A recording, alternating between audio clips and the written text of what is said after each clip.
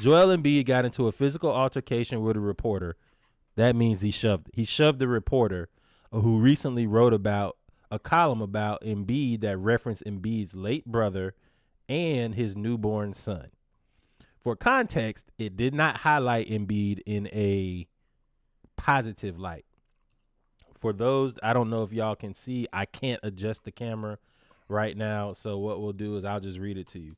The column reporter was Marcus Haynes. He said Joel Embiid consistently points to the birth of his son, Arthur, as the major inflection point in his basketball career. He often says that he wants to be great and leave a legacy for the boy named after his little brother, who tragically died in an automobile accident when Embiid was in his first year as a 76er. Well, in order to be great at your job, you first have to show up for work. Embiid has been great at just the opposite. Now in his 11th season, he consistently has been in poor condition. This poor conditioning apparently seems to have delayed his debut this season. Embiid won't play again in Wednesday's opener or the next two games after. And close. I'll let you go first. Basketball is your thing. Okay, so the first thing they said was Embiid saw him, they exchanged barbs, and then Embiid made his way over there, pushed the man. Then went on to say, next time you say something about my dead brother or my son, I will have to make a decision and I'm committed to those consequences. That should remind you of earlier in this very same episode where that policeman was handing out rights and lefts for all of the people who need it. Now, me, I'm a reader. So the point where he talks about leaving a legacy for his little brother or bringing up that his brother passed away, And his that was not son. needed. Like, there was never a point where you needed to talk about that. You could have just really cut the whole first paragraph and just said, well, in order to be great, you first have to show up and beat is great. It just the opposite. If you just talked about his play, then he can be butthurt, but he has to be butthurt with himself because you're right. He doesn't play enough and he's hurt when you need him. But when you start talking about people's relatives who are no longer with us and their children, then you've taken this to a different place. And I'm pretty sure that if you saw this 7-foot Cameroonian man by himself in the streets, you wouldn't talk to him like that. So I'm glad that he walked over there. I'm glad that he put his hands on you. And I'm glad that he told you that whatever he has to do next time, he is okay with it. So he's letting you know there can and will be a next time if you keep this up. And he's already considered the, the problems that come with that. I think you should do the same. We need to bring back punching people in the face. So I agree. It was unnecessary. And I don't know. I understand. I don't understand. It was I low. It like was sport. Oh, I low. like sports. I talk bad about coordinators, about players in their performance on the field. Not once have I ever brought up somebody's personal pain and suffering as an excuse or as a reason of validation for my point that I'm making. Marcus Haynes, I'm assuming to be in the locker room, has to be some type of Philly beat writer, which means you've been around Embiid now for, if your career is longer than Embiid's career, you've been around Embiid for 11 years. Oh, they're not good. They're like DeMarcus Cousins and the dude that he was getting into it with Sacramento.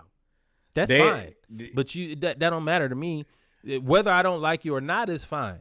But you've been around me for 11 years. You cannot like me professionally. That's I don't. It is what it is. You don't believe I'm a you're good more than basketball entitled to your player. opinion. You can have that opinion, but you know how much my brother's death hurt me. He was Yeah. away from camp. He was away from home. He had only been playing basketball for 3 years at that point, I think. Yeah. 3 or 4 years. He's away from home, and the first news he gets after he goes and comes to the NBA is that his brother dies. his younger brother. I had all my screens just went blank. Okay, Oh I no, and have a this younger brother, but to have a younger brother, to have a younger sibling pass away with their life ahead of them, I've had that scare. It is chilling, and for you to use that as a reason for me is crazy. Can you still hear me, Norwood? yeah, absolutely. Okay, so I'm gonna let you go. I'm assuming that y'all can see me. I am completely in the dark here. So, but I can't believe that you would think that that's okay to validate your point, even if you don't like me. And now that I know that you just said that you don't like that he don't like him, you lucky that I was not that I was in my right mind to have enough common sense to not lose my mind on you when I saw you. My child, my son, and my brother you're speaking about. Those are the two most important events that have happened to me in my adult life. My brother passed away that I loved, and my child And is born. and And you use that and as a let's reason. clarify some things. Let's clarify some God, things. You talking fuck about you his up. legacy. He's a Hall of Fame basketball player. Let's just go ahead and put that into context. Hall of Fame basketball player. This is a guy who wasn't playing basketball until what, 10th, 11th grade? Mm-hmm. He went from I never played this sport to I'm the best. I am the most valuable player. So, like, number one, you're a lazy, shitty writer. If this is what it takes for you to get your point across, you suck at your job.